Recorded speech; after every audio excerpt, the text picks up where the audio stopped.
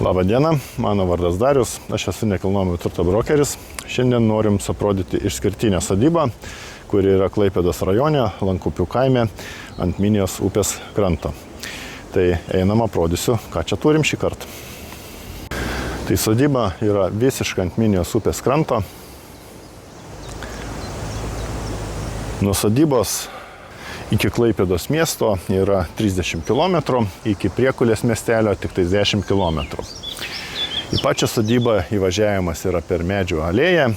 Pačiai sodybai priklauso pildomai vienas tvenkinukas, kuriame gyvena nedidelės žuvelės.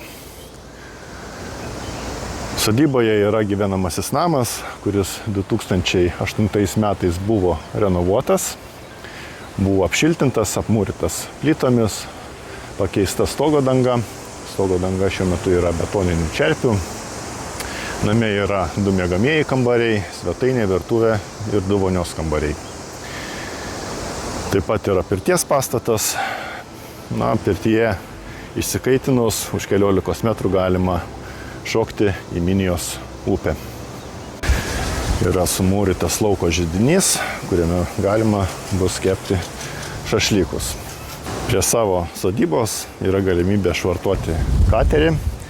O su kateriu iš čia jau galima nuplaukti ir į Nidą, ir į Dreverną, ir į Svencelę, taip pat ir į Klaipėdą.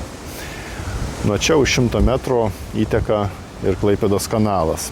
Minija tikrai yra žuvinga upė, Klaipėdos kanalas taip pat turi labai daug lydekų, ypatingai mėgstantiems spiningauti, tai ten bus tikrai ką veikti. Sodyboje taip pat yra apsigyvenęs ir gandras. Tai tokia sodyba yra šiuo metu parduodama Klaipėdos rajone. Visiems, kam įdomu, skambinkit nurodytų telefonu, atvyksit, apsižiūrėsit gyvai. Ir jeigu tiks patiks, galėsit ir įsigyti. Nepraleiskit progos, nes tokie objektai pasitaiko tikrai nedažnai rinkoje. Iki susimatymo.